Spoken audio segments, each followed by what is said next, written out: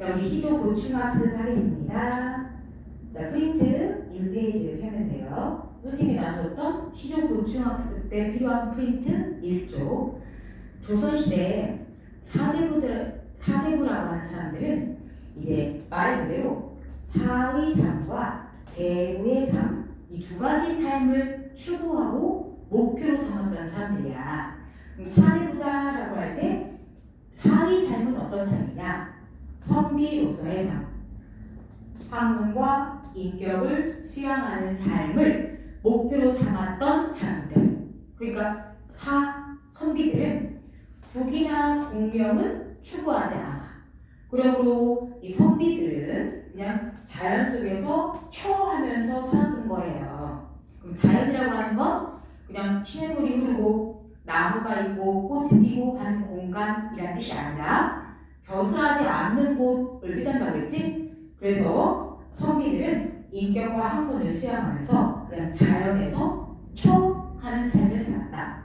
이때 처는 동사로서 벼슬에서 물러나 있다, 물러남이라는 뜻입니다.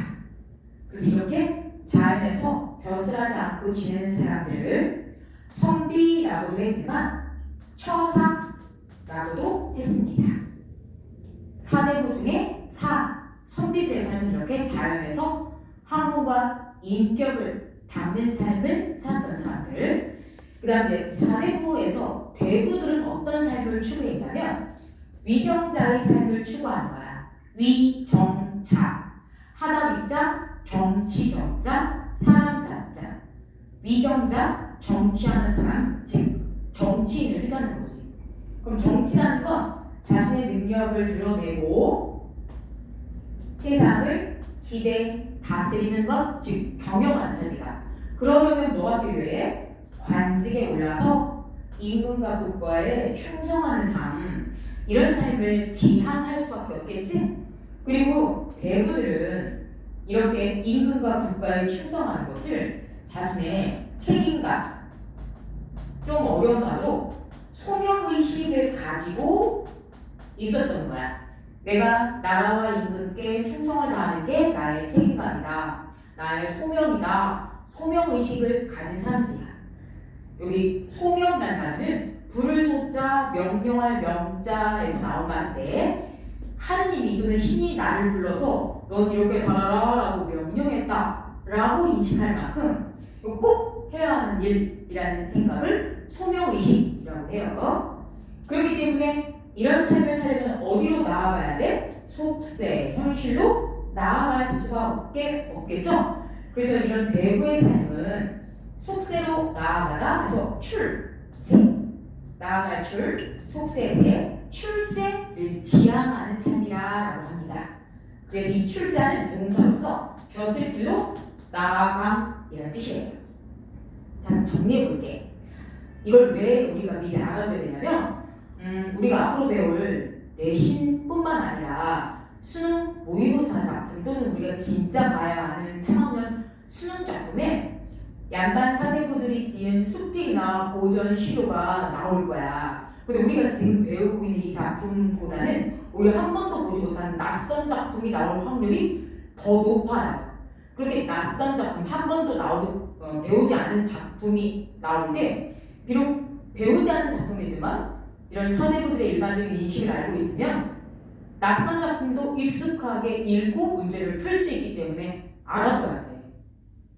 다시 말하면 사대부들이 나는 자연이 좋다, 속세에 나아가서 벼슬하는 것이 싫다, 이런 정서를 담은 수필을 쓰는 경우가 많고, 또는 나 속세로 나와서 내가 세상을 경영하여 임금과 나라의 충성을 다하는 책임을 지고 싶다, 이런 정서를 담은 작품들이 나오기도 하거든. 그러니까 그런 것들을 익숙하게 받아들이려면 일반적으로 조선시대 사대부들이 이런 두 가지 삶의 목표를 가졌다는 걸 알아두면 좋다는 거야.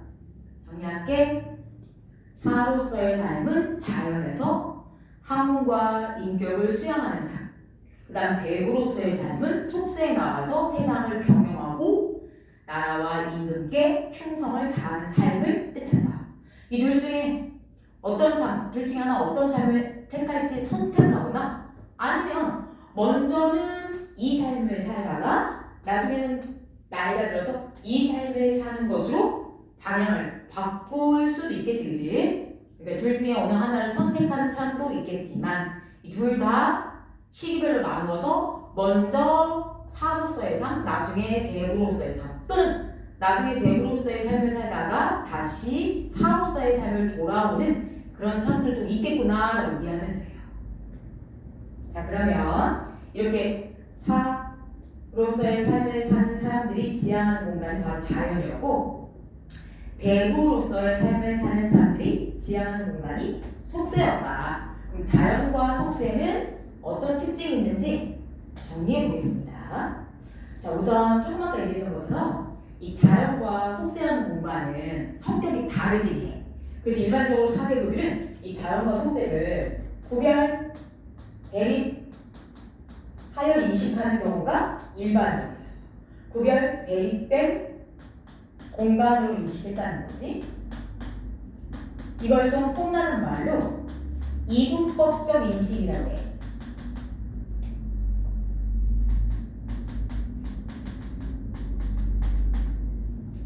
자연의 삶과 속세의 삶이 분명히 다르다.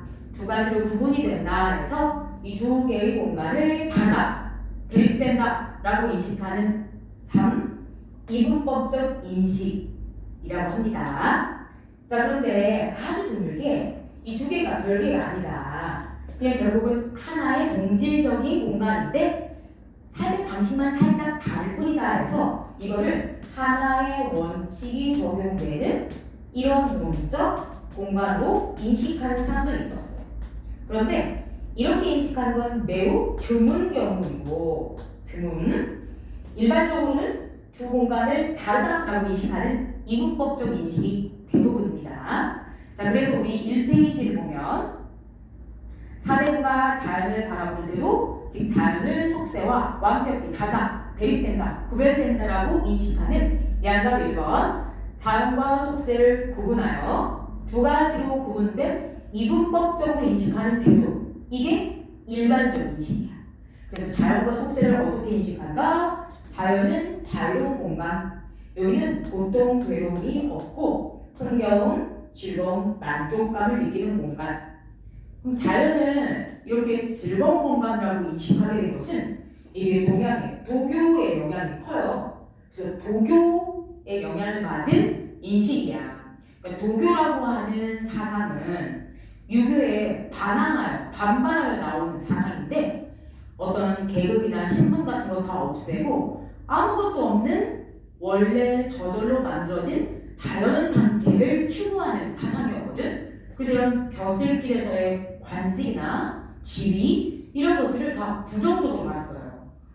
그래서 이 자연의 만족감과 즐거움을 누리며 사는 이상적인 그런 삶을 무릉도원의 삶이다 라고 인식을 했어. 자, 이 무릉도원은 도교의 고사에서 나오는 말인데 전쟁과 흉년이 계속되는 와중에도 복숭아꽃이 가득 피어있는 평화롭고 풍요로운 마을이 있더라는 거야. 그곳에는 계급도 없고 갈등도 고민도 없더라. 그래서 그렇게 살기 좋은 도교가 추구하는 이상적인 공간, 이산함을 복숭아꽃이 가득 피어있는 언덕 또는 복숭아꽃이 가득 피어있는 들판이라는 뜻의 무릉도원이라고 했습니다.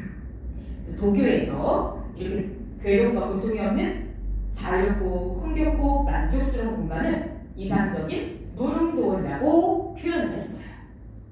그리고 이곳에서 아무런 갈등 없이 한가롭게 지내는 사람을 신선이라고 했기 때문에 선비로서 사는 사람들, 자연에서 한가롭게 사는 사람들을 마치 신선 같다, 신선처럼 한가하다 이렇게 칭찬을 했어. 그래서 자연에서의 삶은 자신을 신선처럼 한가한 사람으로 인식하고 이 속세를 매우 부정적으로 인식하며 오히려 속세에서 벼슬을 하지 않지만 자연에서 자신의 한가로운 삶에 자부심과 만족감을 느낀다. 그래서 이런 자연 속에서 한가로운 삶을 나타내는 한자 어휘가 있어요. 이거는 문형용어 같은 경우는 고등학교 2학년 문학시험을 주관식으로 내기도 했어. 가작품에 나와 있는 화자의 삶의 모습을 나타나게 적절한 한자성어를 쓰시오. 답이 이거였어. 그럼 이제 여기 있는 한자성어 또는 한자어휘가 적용되는 이 자연 속에서의 한가로운 삶, 즐겁고 만족감을 느끼는 삶, 이런 삶을 모두 이런 한자어휘로 나타낸다 라고 기억해두면 좋겠지. 자, 자연 속에서 한가롭고 만족스러운 삶을 나타내는 한자성어. 첫 번째, 자연 친화. 같이 쓰자. 자연 친화 무슨 뜻이겠어? 자연과 친근감 있게 조화를 이루며 산다. 즉 자연 속에서 고민 갈등 없이 즐겁게 지내면 자연 친화라고 해요. 그 다음 두 번째는 물, 일체. 물, 자연물과 내가 일체 하나가 된 느낌이다. 근데 이제 물화일체는 되게 어떨 때 쓰는 거냐면 자연물과 자아가 한 몸처럼 느껴지는 거니까 자연물과 화자의 정서 또는 태도가 동일한 경우, 이 경우 물화일체라고 하고요. 앞으로 자주 등장할 거니까 예문은 추가로 얘기해 줄게. 특히 이렇게 자연물과 정서의 태도가 동일한 경우 그 자연물을 자신의 친구라고 인식을 해. 그럼 자연물을 인간이 자신의 친구라고 인식한다는 건 자기와 반대 의견이 아니라 대부분은 같은 의견을 가질 때가 많다는 벗으로 인식한다는 뜻이니까 이렇게 자연물을 벗으로 인식할 때 그때 자연물과 인간이 하나가 된 물화일체의 상황 또는 물화일체의 정서라고 합니다. 기억해 두세요. 물화일체는 자연과 인간이 하나가 된 경지 또는 상태인데 아주 자주 높은 비율로 등장하는 경우가 자연을 자신의 친구, 벗이라고 인식하면 물화일체다. 기억해 둬. 그 다음 여기서는 한가롭다고 했잖아. 그래서 유유자적이라고 해요. 유유자적. 유자는 멀다 유자인데 이 속세로부터 멀어져서 자연에 있으면 자적 스스로가 자 한가로울 적자. 나는 한가롭다 이런 뜻이거든. 그래서 유유자적은 직역하면 멀면 멀수록 나는 한가롭다 이 뜻인데 이 속세에서 멀다는 뜻이니까 자연에서 한가롭다라는 뜻입니다. 유유자적, 자연에서 한가로운 거 알겠죠? 그럼 어떤 게 한가로운 거냐? 자연에서 노래를 부르거나 시를 읽거나 술을 마시거나 아니면 낚시를 하거나 이런 것들이 바로 한가로운 삶, 유유자적입니다. 기억해 두세요. 고전 작품에서 자연 속에서 일하거나 노동하거나 괴롭거나 하지 않고 노래 부르거나 시를 읽거나 아니면 그냥 산책을 하거나 낚시를 하거나 술을 마시는 게 바로 유유자적이다. 그러니까 자연에서는 벼슬을 하지 않으니까 임금으로부터 월급, 녹봉을 받지는 못해. 가난할 수 있어. 하지만 그 가난한 걸 안타깝게 짜증나게 생각하지 않고 만족한다. 가난해도 만족한다. 오히려 가난하지만 그 가난한 걸 내 분수로 여기고 즐긴다. 이런 뜻을 가진 한자 어휘가 안빈낙도입니다. 안빈낙도, 안빈낙도. 안, 편안한 안, 빈, 가난한 빈, 낙, 즐기다, 라, 도는 도리, 이치. 그럼 안빈낙도 가난하지만 짜증 안 내고 편안하게 느끼면서 오히려 도를 즐긴다. 안빈낙도 가난해도 난 즐겁다. 그 다음 두 번째, 그 가난한 게 분수라고 여겨서 안분, 분수에 만족한다. 지, 알지자, 만족할 조자. 그래서 만족하면 안다. 안분지조. 여기 있는 단어 5개. 자연친화, 물화일체, 유유자적, 안빈낙도, 안분지족이 이 자연 속에서 즐겁고 한가하게 사는 삶과 관련된 한자 어휘다. 기억해 두세요. 그 다음 속세는 엄격한 질서, 신분관계, 갈등, 고통이 존재하는 곳. 하지만 위기 시련과 동시에 세속적 부와 명예를 누릴 수 있는 공간이다. 이거는 전형적으로 유교가 지향하는 삶의 공간이야.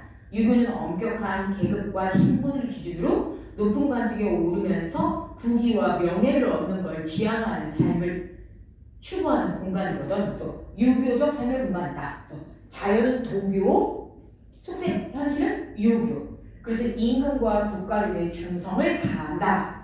그리고 이 충성을 다하는 게 자신의 책임이다. 자신의 소명이다. 이렇게 생각하는 거야.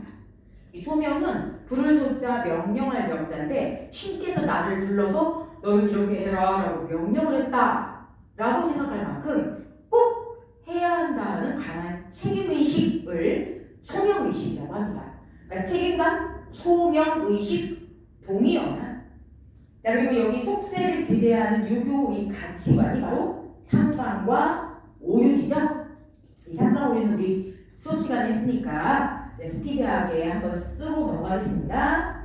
군, 위, 신강, 그 다음 부, 위, 자강, 그 다음 부, 위, 부강. 이게 각각 흉, 효, 열이었어. 자, 그 다음에 오류는 군신, 유의, 부자, 유친, 부, 유, 결. 그 다음 민족은 장, 유, 서, 둥, 우, 유, 신. 그래서 친구끼리 신이가 있다. 그러니까 신이가 있는 대상은 친구라는 인식을 옛날 사대부들이 생각하고 있었어요.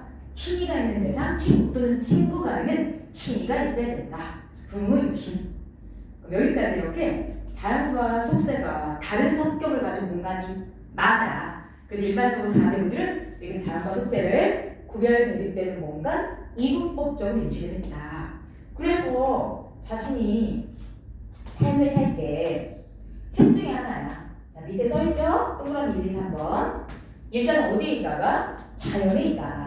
이 자연은 되게 자기가 출세하지 않은, 벼슬하지 않는 공간이니까 아직 자기가 관직에 오르기 전 자기가 고향에 있을 때 느낄 때. 그래서 사대부들이 일반적으로는 이 자연과 속세를 엄격히 구분하여 인식을 할 때 처음에는 그냥 자연 고향에 있다가 어디로 가? 벼슬을 해서 나름 이름을 날리고 부귀, 공명 이런 걸 추구하는 속세로 가. 그러다가 여기서 임금과 나라에 대한 충성을 다한 다음에 다시 어디로 돌아간다? 다시 고향으로 돌아간다. 이런 생각을 가진 사람들이 거의 90% 대부분이야. 알겠죠? 자, 그래서 이렇게 속세로 나아가 벼슬한 다음 다시 자연 또는 고향으로 돌아가고 싶다 또는 돌아간다, 돌아왔다 이런 식의 정서와 내용을 담은 작품들이 엄청 많아요. 그런 작품들을 통칭하여 뭐라고 부른다? 우리가 마치 저리가, 대고가, 연궁가 이렇게 비슷한 성격이나 주제를 가진 작품들을 이름 붙여서 저리가 이렇게 얘기하는 것처럼 이런 내용을 담은 작품들을 자연귀의 이렇게 거기 빨간색, 분홍색 네모칸 두 개 있죠? 동그라미 1번에 자, 1번 벼슬길에 나아가 즉 출에 따라 자신의 책임을 다하고 나중에 다시 자연을 초월하려는 이런 태도를 담은 작품들이 엄청 많을 거야. 선생님이 이 얘기를 하는 이유는 아까도 말했지만 낯선 작품들이 나올 때 대부분 이렇게 4대부들의 1번 같은 인식, 자연에 있다가 속세를 갖다가 다시 자연으로 온다는 이런 인식을 담은 작품들이 많다. 그리고 이런 인식을 담은 작품들을 네모 2개 쓰세요. 뭐라고 한다? 자연귀의 또는 귀거래의 태도, 귀거래의 태도가 나타내는 작품이라고 한다. 자연의 귀의 돌아갈 귀자, 자연의 의지하다 의자. 그러니까 자연으로 다시 돌아가서 의지한 걸 살겠다. 그 다음에 돌아갈 귀자, 갈 거자, 올래자. 자연에 간다 또는 돌아온다 이런 뜻으로 역시 자연으로 지향하는 태도를 귀거래라고 합니다. 그래서 이런 자연귀의 귀거래의 태도가 나타내는 작품들이 엄청 많다. 자, 두 번째는 이렇게 자연과 속세를 구분하여 인식하는 관점 중에 속세를 아주 부정적으로 보고 아예 벼슬길은 단명하고 그냥 어디에만 살겠다? 나는 속세 전혀 관심도 느낌도 없다. 나는 그냥 자연에만 은거하고 살겠다. 또는 은둔하고 살겠다. 나는 속세가 너무 부정적이라 싫다. 이런 정서를 담은 시도 꽤 있습니다. 그 다음 세 번째는 이 두 개를 구별하여 인식한 상황에서 결정을 못 내리고 갈등하는 내용, 이걸 다룬 작품이 있어요. 우리가 기회를 드린 것 같지만 우리는 사대부들이 어떤 삶의 태도를 갖는가 두 가지, 그리고 그에 따라 이 자연이라는 공간과 속세라는 공간을 어떤 공간으로 인식하는가를 설명을 하고, 진짜 중요한 건 바로 여기야. 그래서 실제 문학작품, 수필이나 고전 운문 같은 문학작품에는 자연에 귀하겠다, 이제 벼슬 할 만큼 했으니까 이런 내용, 또 하나는 나는 벼슬 관심 1도 없다, 자연이 좋다, 이런 내용, 또는 이 둘 사이에서 갈등하는 내용, 이런 내용으로 이루어진 작품들이 많다. 이걸 기억해 두자는 거야. 자, 그 다음에 일반적으로는 이렇게 자연과 속세를 구분하지만 아주 예외적으로 이걸 같은 공간으로 인식하는, 이론론적으로 인식하는 드문 작품도 있다. 밑에 양과 2번 자연과 속세를 구분하지 않고 하나의 원칙에 적용되는 이론론적으로 인식하는 경우가 있다. 다른 말로 하면 그 자연 속에서도 충분히 유교적 가치를 추구하는 삶, 자연이니까 도교의 한가로운 삶, 이걸 즐기면서도 유교의 임금에 대한 충성심을 추구하는 삶을 동시에 조화시키는 내용의 작품도 있다. 그럼 그 작품에 해당하는 강호사시가를 보겠습니다. 2페이지 볼게. 네, 2페이지 강호사시가. 자, 강호사시가 위에 일반적 설명 대신 밑에 본문부터 봐볼게. 밑에 본문. 자, 강호사시가는 맹사성이라는 세종대왕 때 세종을 모셨던 아주 럭키한 신하였어. 세종처럼 훌륭한 성군을 모셨으니까 얼마나 행복했겠어? 그래서 맹사성이라는 사람이 쓴 이 2페이지 강호사시가는 맹사성이 세종 임금을 섬기면서 벼슬길에 있다가 은퇴 후 어디에서? 강호에서 지낼 때 쓴 작품입니다. 그럼 제목이 강호사시가니까, 이게 강호수라는 뜻의 강호는 딱 강 하나, 호수 하나만 뜻하는 게 아니라 전체, 뭐 전체? 자연 전체를 나타냅니다. 이렇게 자연의 일부인 강 하나, 호수 하나를 통해 그 강과 호수가 포함된 전체 자연을 대신 비유하는 표현법을 뭐라고 불러요?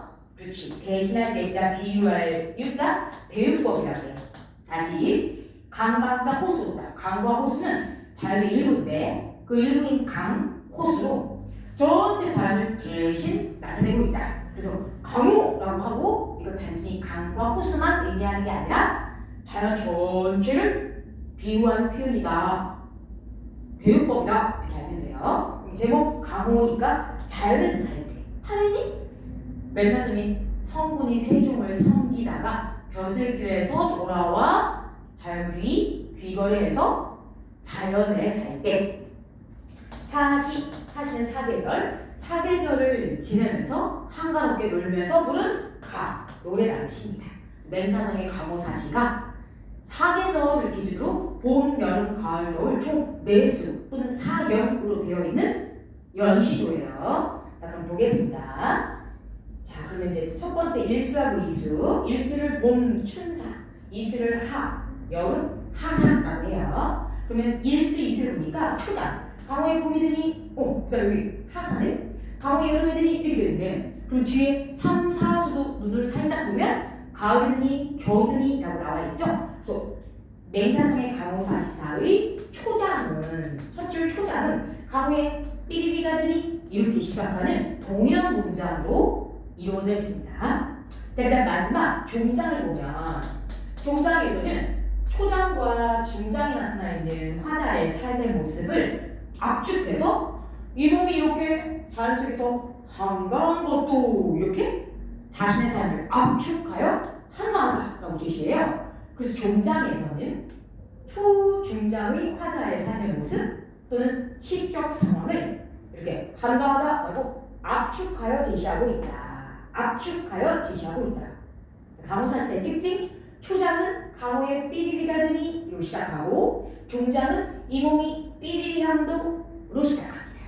그리고 뒷부분은 역군은 이셨다가 모두 반복돼요.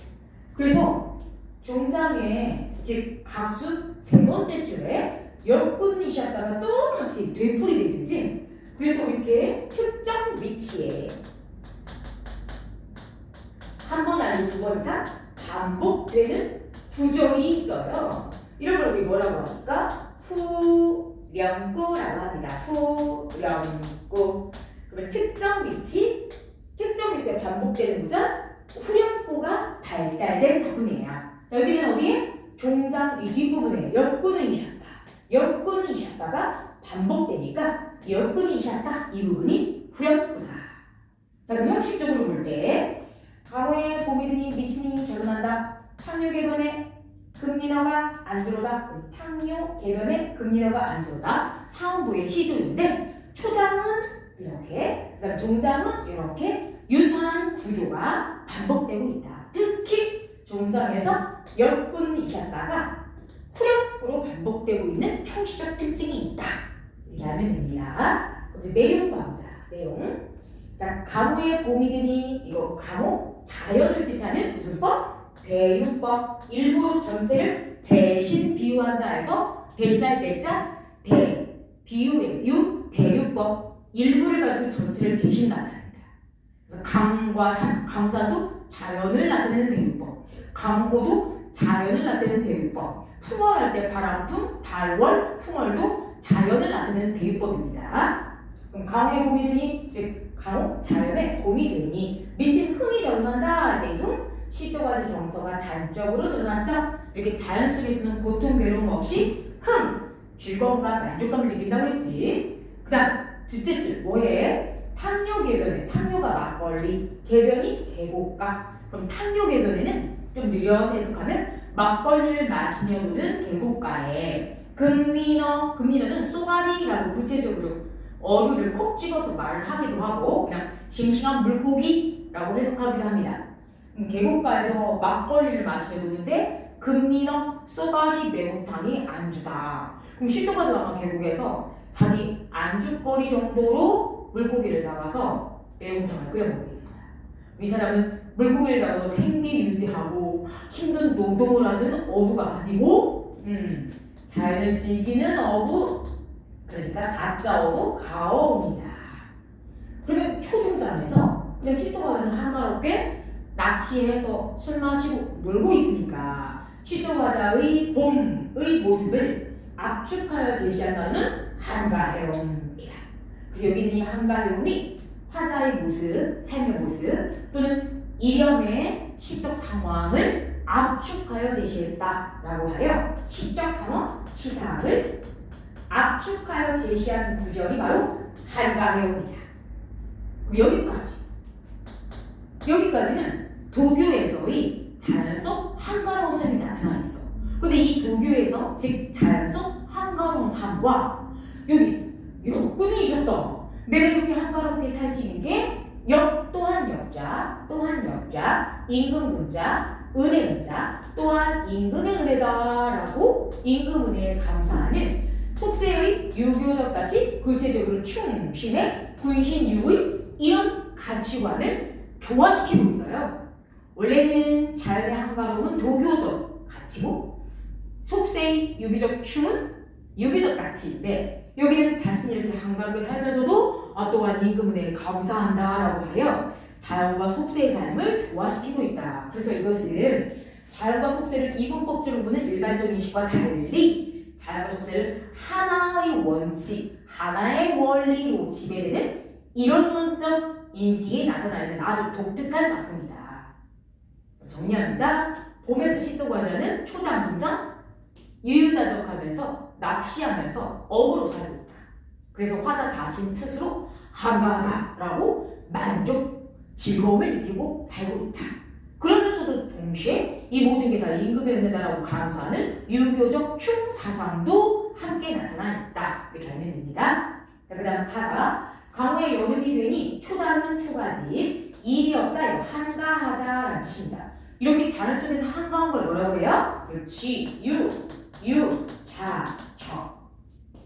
유신하다 한가하는데 그럼 유신, 이거 부모 유신할 때 그 유신이야. 친구끼리는 유신, 신이가 있어야 된다고 했지? 그럼 여기서 유신, 시조과자, 맹사정과 유신한 사람은 누구다? 강파다. 그럼 강파는 직역하는 강물결인데 유신한 강파, 나와 신의를 지키는 내 벗인 강물결이 벗 자신과 부모 유신의 신의를 지키는 대상을 강물결이라고 생각해. 즉 다시 말하자면 강물결이 자신과 신의를 지키는 친구다라고 의인화시킨 거야. 그러므로 유신한 강파, 이거 강파를 친구처럼 의인화시켰으니까 의인법이고, 이게 자연물을 자기 벗 친구처럼 인식하는 게 뭐라고 그랬지? 그렇지, 물화일체라고 그랬지. 그리고 물화일체가 인정된다는 것은 이 강물결 자연과 친근 조화를 이루며 산다는 거니까 자연친화라는 표현도 적용될 수 있습니다. 중장, 시조가자, 한가하다, 유유자. 그 다음 중장, 유신한 강파가 즉 나와 신을 지킨 내 친구 강물결이 여름이니까 덥지 말라고 보내다니 바랍니다. 보내주는 것이 바람이다. 내 친구가 나 여름 시원하게 보내라고 내 친구가 바람을 보내줬다. 그냥 화자는 하사 부분에 초중장에서 어떤 삶을 사는 거야? 여름인데도 서늘해로운 시원하게 사는 거죠. 그래서 하사, 이연의 시적 화자의 삶의 모습 또는 시적 상황, 시상을 압축하여 제시한 시연은 서늘해옴입니다. 그리고 여기까지 이 서늘해옴까지 보면 화자가 자연에서 한가롭고 만족스럽게 사는데 이걸 또한 누구보다 또한 역자, 임금 군자, 은혜 은자 이게 또 임금의 은혜다라고 해서 어울릴 것 같지 않은 자연 속 도교적 한가로운 삶에 속세의 유교적 춤 사상을 조화시키고 있다. 나는 그러니까 지금 도교적으로 한가롭게 살면서도 동시에 유교적인 춤을 잊지 않고 살고 있다. 이렇게 말하는 거예요. 자, 그 다음에 삼수 사수 하겠습니다. 자, 삼수. 자, 역시 초장에 비슷한 문장구조. 강우에 가을이 되니 고기마다 살쪄있다. 그러니까 가을은 풍요로운 수확의 계절인 것처럼 여기도 가을의 이미지가 풍요롭게 제시되어 있어요. 자, 소정은 작은 고깃배에 그물을 실어 흐르도록 띄워 던져두었다. 일단 생각해봐. 고깃배에 그물을 싣고 노를 저어서 강 한가운데로 나아간 다음 그 다음 고기 잡기 위해 그물을 던져 흐르도록 띄워두는 거지. 근데 여기서는 바로 그물을 싣고 바로 흐르도록 던진다. 흐르도록 띄워 던진다 라고 해서 중간에 뭐 하는 거죠? 소정 작은 고깃배에 그물을 싣고 중간에 뭐 하는 거죠? 강 한가운데로 노를 저어가는 과정을 생략한 거야. 이 과정을 생략하고 이 과정을 생략하고 바로 그 그물을 흐르도록 던져두었다 라고 해서 과정을 생략하여 뭐가 느껴진다? 속도감이 느껴진다는 얘기예요. 이 문맥을 이해하면 받아들일 수가 있어, 그치? 자, 그러면 삼수 가을의 시적 과정은 뭐하고 지내? 역시 고기 잡고 지내는. 이거 노동 세계를 위한 고기 잡기가 아니니까 화자의 모습 역시 어부로서 가짜 어부 가어옹으로서 한가로운 삶을 사는 거고. 얘는 그러니까 바쁜 것도 없고 분주한 것도 없고 고기 잡으면서 킬타임 하는 거야. 일단 킬타임 그것을 소일이라고 합니다. 저 소자는 소화기 할 때 끄다, 제거하다, 없애다 소자고 일자는 day, D-A-Y, day. 하루하루를 그냥 이렇게 고기 잡으면서 끄다, 없애다, 보내다. 그러니까 한가롭게 시간을 보낸다. 이 몸이 이렇게 가을에 한가롭게 소일한 거 여기까지가 이제 자연 속 한가로운 삶이고 이게 또한 임금 은혜다 해서 또한 역자, 임금 근자, 은혜 은자. 그러니까 내가 자연 속에서 도교적 한가로운 삶을 사는 즐거움을 느끼면서 동시에 유교적인 춤도 잊지 않고 있다. 충성스러운 마음도 동시에 조화롭게 간직하고 있다. 속세와 자연을 구별되고 엄격하게 다르다고 인식했던 일반적인 사대부들의 인식과 달리 이 두 개를 조화시키는 삶을 살고 있다. 예전에 모의고사에 낯선 작품 중에 낯선 작품 일부에 역군은 이시한다가 나왔거든. 애들이 저 한자 뜻을 몰라서 작품을 오해하고 문제를 못 풀었어요. 국어는 결국은 어휘 게임이야. 자기가 어휘를 더 정확하게 알고 있으면 문제를 쉽게 푸는 경우가 반드시 다가와. 지금이야 하나하나 배우는 게 매우 어렵고 낯설고 어색할 수 있는데 이런 어휘들을 차곡차곡 머릿속에 쌓아두면 어느 순간 자기가 못 푸는 문제가 없는 그런 사람이 돼요. 반드시. 지금 하는 걸 오히려 시간이 많은 이때 하나도 빠뜨리지 말고 소리 열지 말고 다 기억해둬. 자, 그러면 이렇게 자연 속에서 한가롭게 지내는 걸 뭐라고 한다? 그렇지, 역시 유유자적이다. 그리고 우리가 일일이 많이 하지 않았지만 춘사, 하사, 추사 여기까지 보면 그냥 한가롭고 시원하게 유유자적한 삶이 나와요. 그래서 자연 속에서 한가롭게 유유자적한 삶을 살고 있다. 자, 마지막 동사. 강우의 겨울이 되니 눈 깊이가 자연한다. 이거 해석을 해야 돼요. 이거 해석을 못하면 문제를 못 풀어요. 눈 깊이는 눈 깊이가 이렇게 해석하면 되고 이 자가 약 30.3cm를 나타내는 단위야. 그럼 눈 깊이? 쌓인 눈의 높이가 약 30cm가 넘는구나. 눈이 30cm 이상 쌓인 거야. 이게 봐. 이렇게 자연 속에서 한가롭게 즐거운 만족감을 느끼며 사는데 겨울이 되니까 눈이 잔뜩 쌓였어. 이거 실험보통일까? 실험보통일까? 아닐 것 같아. 맞아. 아니야. 왜 그렇지? 이렇게 자연 속 삶은 실험보통, 괴로움 이런 거 없다고 그러잖아. 자연 속 삶은 고통과 괴로움 이런 게 없고 즐거움과 만족감이 있다. 그러므로 이때 이 눈이 실험과 고통을 상징할 리가 없어요. 이 눈은 그렇잖아도 즐겁고 유유자적하며 한가롭게 지내는 이 자연에 겨울이 돼서 눈으로 아름다운 설경이 만들어진 거야. 그럼 이때 눈은 아름다운 설경, 시저화자가 자연을 감상하는 대상으로서 아름다운 자연 풍경의 일부일 뿐 절대 실험 고통이 아니다. 그 고려말 조선 초 수양대군의 개유정난 시기의 그 눈! 걔는 실험 고통이지만 이렇게 자연 친화적인 한가롭게 자연 속에서 유유자적하는 삶을 노래한 작품에서 눈은 아름다운 자연의 일부 감상의 대상이다. 기억해. 자, 강우의 겨울 되니 눈 깊이가 한자가 넘는구나. 눈이 많이 쌓였다. 야, 저렇게 많이 쌓인 눈도 즉 설경도 아름다운 풍경이구나. 이렇게 막 감탄하고 놀라는 거야. 자, 이렇게 추운 날 사카스 디스니 쓰고 여기서 이게 중요하다. 누역으로 옷을 삼아 지내고 있다. 누역으로 옷을 삼았다 할 때 누역이 도롱이에요. 도롱이는 우리 현대어물이 비 올 때 입는 옷인데 그렇다고 요즘처럼 100% 방수가 되지도 않아. 그냥 지푸라기로 망토처럼 이렇게 뒤집어 쓰는 건데 비 올 때 입어봤자 거의 그냥 폭삭 젖어. 근데 저 도롱이를 비 올 때 입는 저 옷을 겨울에 입고 다닌다는 거야. 가난하다는 얘기지. 춥다는 얘기지. 왜? 자연 속에서 벗어나지 않으니까. 근데 나는 겨울에 도롱이 누역으로 옷을 삼고 있지만 어떠다? 종종 춥지 않아. 그럼 겨울 시종화제의 삶의 모습 또는 사연에 있는 시적 상황을 압축한 단어가 바로 춥지 않다요. 가난해서 누역으로 옷을 만들고 살지만 옷을 입고 살지만 춥지 않다. 가난해도 괜찮다. 가난해도 만족한다. 이게 어떤 대표야? 그렇지. 안빈낙도 밑에는 안분지족 이렇게 쓰면 됩니다. 이 두 개는 거의 구분하지 않아도 돼. 안빈낙도는 빈에 포커스를 맞춰서 빈, 가난할 빈자거든. 빈곤할 때 가난해도 즐겁다. 이게 안빈낙도. 안분지족은 분에 초점을 맞춰서 그런 가난한 내 분수에 만족한다는 뜻이야.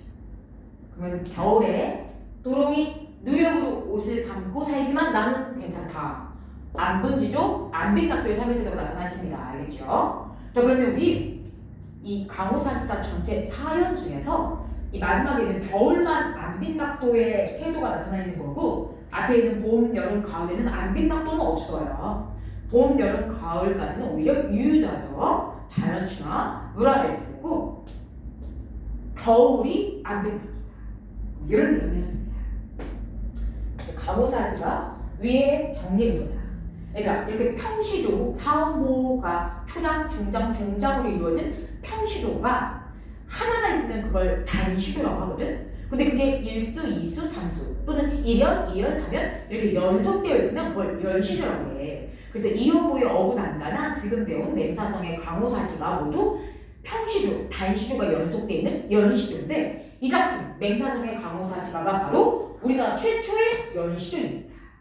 자, 구성상의 특징 봄, 여름, 가을, 겨울이니까 뭐의 흐름? 계절의 흐름 또는 이 계절을 시간이라고 한대요. 시간. 봄, 여름, 가을, 겨울은 계절이 뭔지 시간이니까 시간의 흐름에 따라 시상을 전개한다. 시상은 그냥 시적 상황.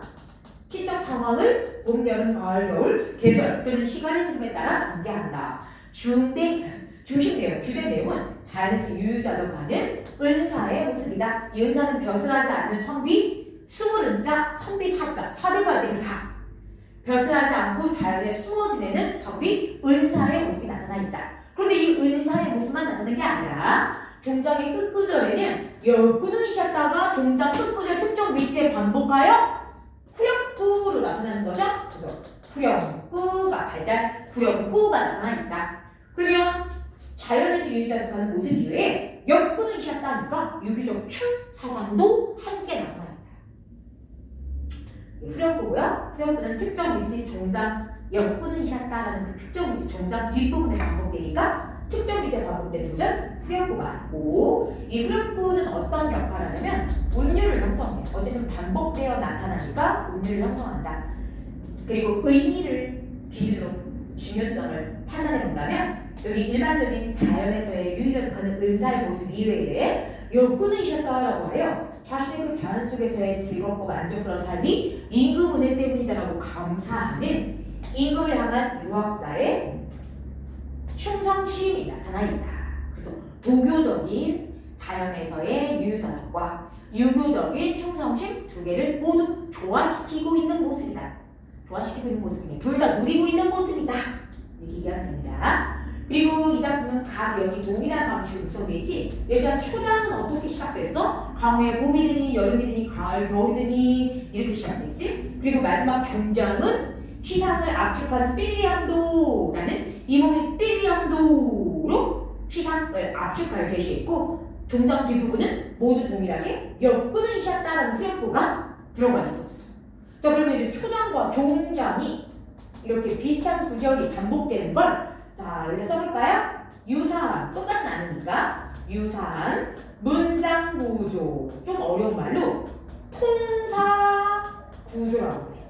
유사한 문장 구조, 통사 구조의 반복이다.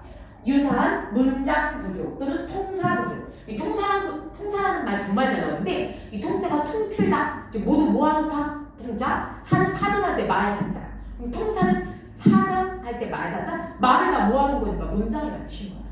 그래서 이 작품은 초장, 중, 종장을 보면 유사한 문장 구조 또는 통사 구조가 반복되는 특징이 있다. 이렇게 후렴구도 반복이 돼서 운율이 형성되는데 기타 유사한 문장 구조도 반복되니까 당연히 효과는 운율 형성. 그 다음 똑같은 통일성. 그 다음에 통일되는 게 시적으로 반복되면 안정감을 주거든. 그래서 통일성 부여, 안정감 형성 이렇게 얘기해요. 안정감이라는 건 되게 그때그때마다 다른 거라기보다는 익숙하게 반복될 때 안정감을 느끼니까. 그래서 이게 유사한 통사, 문장 구조의 반복, 효과는 운율 형성, 통일성, 안정감이다.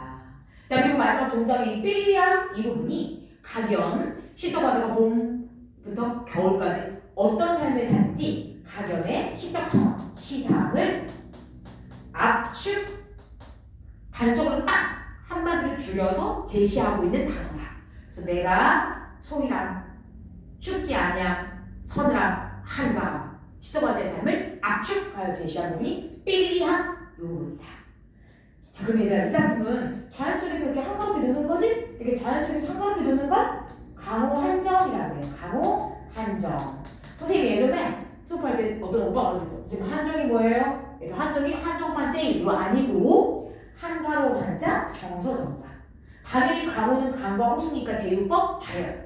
그래서 강호한정은 자연에서 한가로운 정서를 나타낸 작품을 다 강호한정이라고 하는 거야. 자, 그다음 이 작품 강호한정 이외에 플러스 임금을 향한 충사상도 있죠, 그렇죠? 그래서 이렇게 강호한정에 플러스 유교적 충사상이 추가되면 얘는 강호가도라고 불러요. 강호 자연에 있으면서도 가짜는 노래 부를 가짜, 도리도자. 그러니까 유학자로서의 도리를 노래 부른다 해서 자연 속에서 충사상까지 추가시키면 그런 내용이 들어가 있는 작품은 강호가도라고 불러요. 이 맹사성의 강호사 시간을 강호한정이면서 동시에 강호가도이다. 구분할 수 있지. 강호한정은 자연 속에서 한가롭게 지내는 내용만, 강호가도는 플러스 충. 자, 그러면 중심 내용 자연 속에서 안빈낙도하며, 특히 얘들아, 이 안빈낙도하는 모습은 봄, 여름, 가을, 겨울 내수에 모두 나온 게 아니라 마지막 사수, 겨울 부분에만 안백낙도가 나온 거지. 그 다음 뒤에 유유자적하는 선비의 모습이 나타나있다 할 때 유유자적 이거는 뭐 이름부터 사역까지 다 나왔다고 볼 수가 있어요. 자, 주제 자연에서 가공에서 자연을 즐기면서 동시에 마지막 임금 은혜에 감사함. 임금의 은혜에 감사한다. 그래서 이거는 이제 도교적상, 이거는 유교적상이라서 자연과 속세의 가치를 조화시키는 아주 드문 양반 사대부의 작품이다 라고 말하는 거예요. 자, 수고했습니다.